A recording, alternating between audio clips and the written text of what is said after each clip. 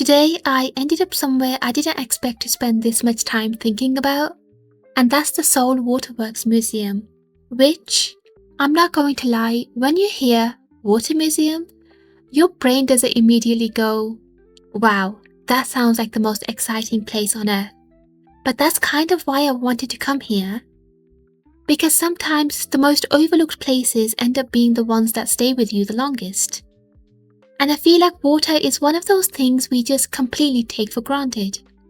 Like fully, we use it constantly every single day without thinking twice. And walking into this place, it kind of forces you to think twice. Not in a lectury way, but in this really subtle way where you just start noticing things differently.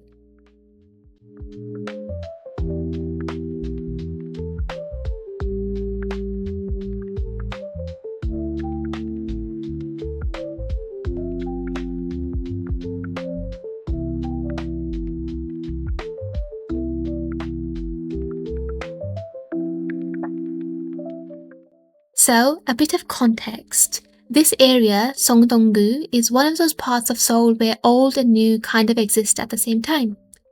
And the museum actually sits on the site of one of the first water purification plants in Seoul, which goes back to the early 1900s. Which means you're not just looking at displays, you're standing in a place that actually kept the city running. Like literally, the water people drank, cooked with, washed with, it all passed through here at some point. And that's what makes it kind of wild. There's something about being in a place where something essential actually happened. It's not made up, it's not a replica, it's real. You can see the old pipes, the big valves, the filtration tanks that were actually used back then. And they even had to figure out crazy stuff like water pressure, how to get water uphill to neighborhoods higher than the river. I mean, we take that for granted now, but back then, people literally relied on calculations like that just to get clean water at home.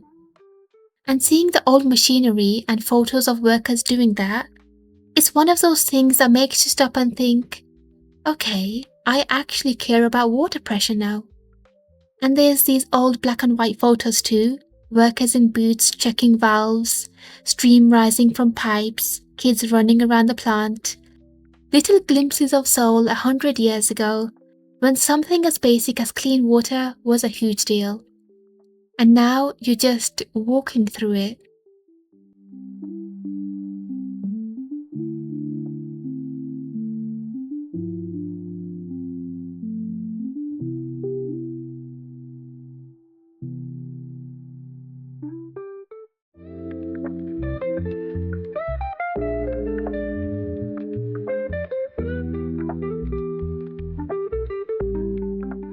Water, historically, is everything. Every major city, every civilization, every community, they all begin with water. And Seoul is no different. There was a time when getting clean water here wasn't simple. It wasn't guaranteed. It wasn't something you could just turn on with a tap and forget about. And I think we forget how recent that convenience actually is. Like modern water systems, that's not ancient history, that's relatively recent. Which means that for a long time, people had to actively think about water every single day. Where it comes from, is it safe, how do you store it, how do you share it? And now, we don't think about any of that, until you're in a place like this. There's something really grounding about seeing the process behind something so basic. Because water isn't just water. I mean, it is, but it goes through systems. Layers, filtration, engineering, planning. There's an entire invisible world behind something we treat as automatic. And this museum kind of pulls that invisible world into focus. What I also love about this place is that it doesn't just stay in the past. It kind of moves with time. You see how things evolved, how systems improved, how technology changed, how understanding deepened. And it reminds you that cities are constantly adapting. Nothing is static. Even something as fundamental as water infrastructure is always evolving. And that's kind of fascinating because it means the city you're in right now is still being built in ways you don't even see. There's also something about being in Seoul specifically that adds another layer to this, because it's such a fast-moving city. Everything is constantly happening, everything feels modern, efficient, alive, and then you step into a place like this, and you see the foundation behind all of it. It just makes you stop and think for a while.